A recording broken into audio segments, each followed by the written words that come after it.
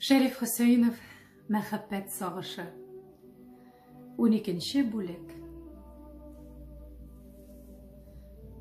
Капка төбендә булган аңлашудан соң, Мәдинә Хәбирне ярата башлаганчы үткән 1 елдан артык вакыт эчендә Хәбир өметсезлек белән өмет арасында яшәде. Мәдинә Хәбирнең мәхәббәтен кире кагып, килгән саен куалап җибәрмәде. Ул ара-тирә аның белән йөрергә чыгырга да, кинога барырга да риза булды. Ләкин Мәдинә салкын һәм җансыз иде әле. Аңа җан рәсе, тамырларында мәхәббәт ялкыныннан уйнаклап торган кан йөгерә башлаганны көтәсе бар иде. Мәдинә хәтта көлгәндә дә аның ниндидер йөзендә, күзләрендә моң һәм уйчанлык була. Хәбир моның сәбәбен белергә теләп Мәдинәгә ялвара. Ләкин Мәдинә сөйләми, күзләренә моңсулык сүрүе булып каплаган сәбәпләрне Хәбирдән яшерә. Андый сәбәпләр бар иде. Бер көнне таныш булмаган хатын Мәдинәләргә килде дә, аны тышка чакырып кулына бер кагаз тоттырды. Тоттырды да бер кемгә дә бер сүз әйтмәскә, кагазда язылганны эшләргә кушып китеп тә барды. Мәдинә берничәгә бүкләнгән кагазны сүтеп укып чыкты. Искәндәр, Мәдинә. Иртәгә кич сәгать 7-дә шушы адрес буенча килүегезне үтенәм. Астарак Мәдинәгә таныш булмаган кешеләрнең адресы күрсәтелгән иде. Абыйсы эштән кайткач, Мәдинә аңа серле язуны күрсәтте. Кем чакыра икән безне дип төн буе баш ваттылар алар. Ләкин бернинди дә ачык фикергә килә алмадылар. Сәгать 5 тулганны да көтмәстән туганнар чакырылган җиргә киттеләр. Очрашу билгеләнгән йорт янына җитәрәк, аларга бер кеше очрады. Сул күзе кара белән бәйләнгән бу кеше Мәдинә белән Искәндәргә текәлеп карап узды. Нигә миңа шулай кара юл дип уйлады Мәдинә, сыңар күзле кеше узып киткәч. Кайдадыр, күргән кешегә дә охшаган үзе, кайда күргәнем бар соң минем бу кешене? Ул үзенең уйларын абыйсы белән уртаклашты. Гаҗәпкә каршы Искәндәр дә шул турыда уйлый булып чыкты. Ләкин ул да бу кешенең кем булуын, кайда очратуын хәтерли алмады. Туганнар артларына борылдылар. Әлеге кеше юлыннан туктап, үзенең сыңар күзе белән ашардай булып карап тора иде. Мәдинә һәм Искәндәр куркып киттеләр һәм бу шумлы кешенең карашыннан тизрәк котылырга теләп, очрашу билгеләнгән йортның капкасына ташландылар. Ләкин кереп өлгерә алмадылар, артларыннан тавыш ишетелде. Искәндәр, Мәдинә. Туганнар тәмам аптырашка төшеп, тавыш килгән якка борылдылар. Бу кеше кем бу? Нигә аның йөзе шулай бик таныш төсле тоела, дип уйлады аларның һәр икесе. Кешенең үзләренә таба килүен күреп, Мәдинә ирексездән ярым караңгы подъездның иченәрәк чигенде. Кинәт бу ни эш? Абыйсы Искәндәр "Әти!" дип кычкырып җибәрде дә таныш булмаган кешенең кочагына ташланды. Мәдинә күзләре күргәнгә, колаклары ишеткәнгә ышанырга да, ышанмаска да белмәстән таш стенага сыенды. Әллә чыннан да ул инде? Әйе. Бу ул. Аларның әтиләре иде. Мәдинә, кызым, син кая киттең дип кычкырды әлеге кеше һәм кулларын җәеп Мәдинәгә якынлашты. Мәдинә алгарак калкып кулын сузды. Күз ачып йомганчы аның кулы әтисенең сөянле учына чумды. Ул да булмады, әтисе аны үзенәрәк тартты. Күкрәгенә кысып, кытыршы һәм эссе иреннәре белән битенә ырынды. Мәдинәнең маңгаена җып-җылы тамчылар коелды.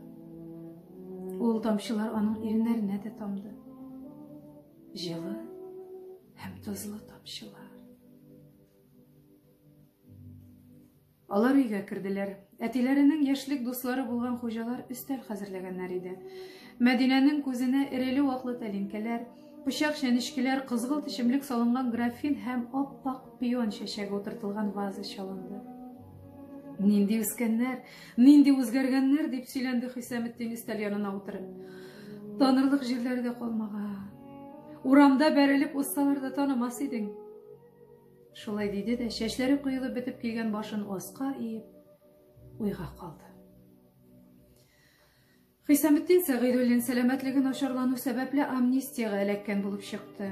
16 ел Себер шахталарында эшләгәннән соң, бөтен кеше аны күптән инде үлгән дип хисаплаганда, аны берәү дә инде көтми башлагач. Ул балаларына документларын күрсәтте. Сәламәтлегем бик үк зарланырлык түгел әле минем дип егетләнеп алды. Ләкин аның хәрәкәтләрендә дә, йөзендә дә мондый очракларда булырга тиешле шатлыкның әсәре дә күренмәде. Аңарда ниндидер йончу, ниндидер сүрәнлек иде. Балалар инде әллә кайчан үлгәнгә хисаплаган әтиләренең уйламаганда кайтып төшүенә шатланырга да, кайгырырга да белмәделәр. Әллә кайчан кечкенә вакытта күңелләренә сеңеп калган сурәтен ядкар итеп йөрткән, нурлы йөзен бер генә күрергә, татлы сүзен бер генә ишетергә, әллә ни бирерлек булып хыялланган кеше очрашкач ничектер бик ят, бик ерак булып тоелды. Үзләренә тереклек биргән, хәтерендә төш кебек кенә тонык истәлекләр калдырган бу кеше белән сөйләшү алар өчен көч җитмәслек бер нәрсәгә әйләнде. Өстәвенә алар бу очрашуның ни өчен монда, кеше өендә билгеләнүен бик яхшы аңладылар.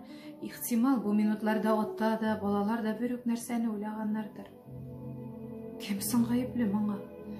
Үз балаларының атасыннан баш тартып икенче иргә чыккан әниләреме? Юк, әни гаепле түгел, син аны гаепләмә, диде Мәдинә, бугазына укмашкан төерне йота-йота. Мин аны гаепләмим дә, балалар, диде Хисаметдин тыныч тавыш белән. Ул чакта сез кечкенә идегез әле, ул шомлы заманнарны сез белмисез. Мин әнигезне гаепләмим. Мәдинә чак кына кагылу белән атылып чыгарга торган күз яшьләренә тыгылып, аларны көчкә тыеп әтисенә карады. Ул үзенең күзләрен әтисенең кырыс, ләкин бер үк вакытта ягымлы да булып күренгән йөзеннән аерып ала алмады. Аның маңгаена тирән һәм тупас җирчыклар өелгән. Кара тасма белән бәйләнгән сул күзе бөтенләй күренми. Уң күзе. Бу күз искиткеч матур һәм якты иде. Ул әле болытсыз, күк төсле, зәңгәр һәм төпсез булып күренә. Әле кинәт ышкынланып, әллә нишләтә, гипнозлый торган яктылык сирпә башлый да, Мәдинә эсселе суыклы булып китә.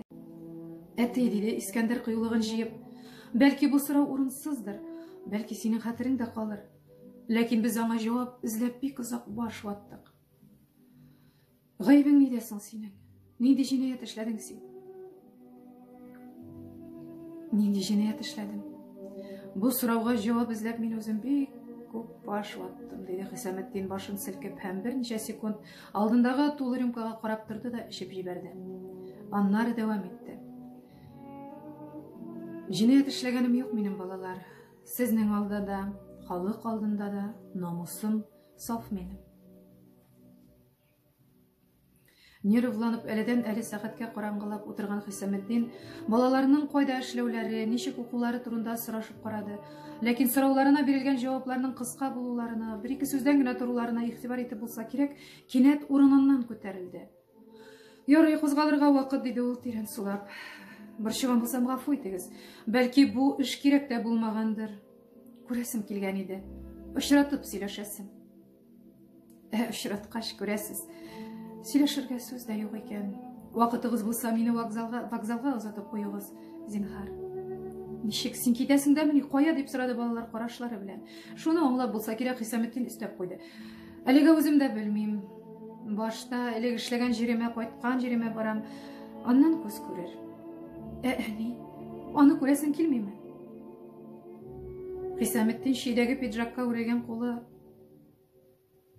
Хисаметдинның шидәге пиджакка үрелгән кулы асылынып калды. Ул берничә секунд уйланып торды, аннары әйтте. Очрашу кирәкмәс, балалар.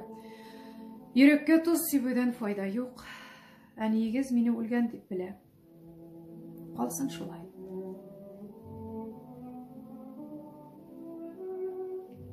Вокзалга төшкәндә алар берни турында да сөйләшмәделәр. Кояш баткан, караңгы төшкән иде инде. Идел ягыннан салкынча җил иреп тора. Көн чагыштан җилгә каршы куе булытлар ягынлаша. Ерактагы яшен чаткылары күк күкрәүнең саңгырау авазлары белән алмашына. Узак көтәргә туры килмәде. Пышкыра, сызгырта поезд килеп җитте. Хисаметдин чемоданын перрон асфальтына куеп, балалары белән саубуллашты. Аннары йөзен читкә бурып, бер авып уйлап торды да кесәсенә тыгылды. Нәрсәдер алып Мәдинәнең учына салды. "Мә, кызым", диде ул калтыранган тавыш белән. Бу бик күптәнге йөзек. Мин аны кадерләргә мөмкин булганда кадерләп, яшерергә туры килгәндә яшереп йөреттем. Югалтмадым. Син дә югалтма. Йөзекне учына кысып, Мәдинә әтисенә карады. Нинди йөзек икән бу, дип уйлады ул. Аннары кинәт сискәнеп китте. Әнисенең дә ниндидер бер йөзеге бар иде бит. Ул аны иске уйыкка яшереп сандык төбендә саклый һәм берәр йомыш белән сандыкны ачкан саен йөзекне табып ала да бармагына киеп сагышланып утыра иде. Ә бер вакыт Мәдинә төнлә үги атасының сүгенү авызыннан уянып китте. Атна буе өйгә дә кайтмыйча эчеп йөргән иде ул анда. Күзләрен ачып җибәрүгә Мәдинә елап утырган әнисен күрде. Ул тавышсыз, тынсыз гына елый иде. Мәдинәләр өендә берәү дә кычкырып еламый. Әнисенең үзеннән-үзе ояла торган, ләкин тыю мөмкин булмаган елавы иренең кысып тешнәп, сирәк-сирәк кенә сулкылдау белән аралашкан шул үзәк өзгеч елавы Мәдинәнең әле дә хәтерендә. Мич кырына утырган әнисенең мәйет йөзенә охшаган йөзе, бөкрәеп төшкән хәлсез гәүдәсе дә әле Мәдинәнең күз алдында. Үтерәсең бар иде. Актык юанышың булып калган йөзекне сатып эчкәнче үземне үтерәсең бар иде дип үксегән иде аның әнисе яулык пычмагын чәйнәп. Ниһаять Хисаметдин тагын бер мәртәбә кул биреп саубуллашты да чемоданын алды. Ярый. Бәхетле булыгыз, балалар. Хушыгыз. Ул ашыга-ашыга вагон ишегенә табып китте. Баскычтан менгәч, балаларын басып калган урынга карады. Кесәсеннән яулык чыгарып, әллә ничек юмарлап тоткан килеш аларга селекте. Селекте дә балалары кинәт кузгалып, үзенә таба йөгерә башлагач, ишкә кирип китте. Мәдинә белән Искәндәр әле ишеккә, әле вагон тәрәзәләренә карап чыкмасмы, күренмәсме дип көтә башладылар. Ләкин ул чыкмады. Күренмәде. Туганнар иң арттагы вагонга эленгән кызыл ут күздән югалганчы басып тордылар да перроннан чыктылар. Гаҗәп хәл. Алар бер-берсенә сүз ката алмадылар. Алар сихерләнгән кебек, төштәге кебек, сөйләү сәләтеннән мәхрүм калганнар иде. Искәндәрнең төнге сменага эшкә барасы бар иде. Ул Мәдинәгә өйгә кайтырга, булган хәл турында берәүгә дә сөйләмәскә кушып эшенә ашыкты. Мәдинә булып узганнардан исенә килеп җитмәгән хәлдә кайтып китте. Үз урамнарының чатыннан борылганда кемдер Мәдинәгә исеме белән эндәшкәнен ишетте. Бу нинди җир астыннан килүче тавыш соң бу дип уйлады Мәдинә. Әллә инде ул шаша башладымы? Алар барган йорт, әтисе, вокзал, ниһаять бу тавыш барысы да галлюцинация генәме әллә? Мәдинә тавыш килгән якка әйләнеп карарга да куркып, адымнарын тизләтте. Ләкин тавыш тагын кабатланды. Мәдинә артына аяк тавышлары ишеткән кебек булды. Коты чыгып артына борылды һәм Хәбирне күрде. Ул шактый озак сүзсез карап торды. Хәбир дә сүз башлый алмыйча Мәдинә алдына басып торган гәүдәнең чынлап галлюцинациямы икәнлегенә төшенә алмыйча, мин чыннан да акылымнан язам икән дип уйлады. Мәдинә һәм борылды да җан форманга чаба башлады. Дип уйлады да Мәдинә борылып җан форманга чаба башлады.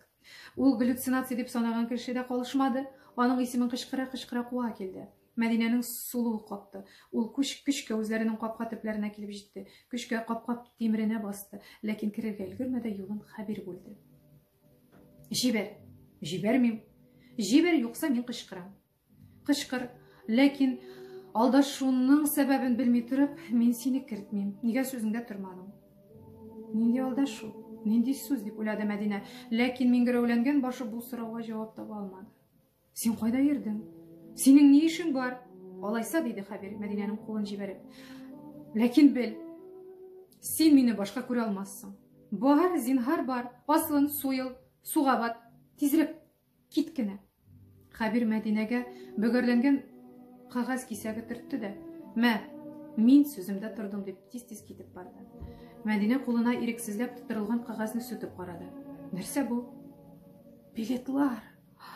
Абау җаным, алар бүген Демонга барасылар иде бит. Бу турыда ул бөтенләй оныткан. Димәк, Хәбир аның янына килгәндә, өйдә булмагач төн буе көтеп торган. Шул гомердән бирле. Хәбир! Ләкин Хәбир күздән югалган иде инде.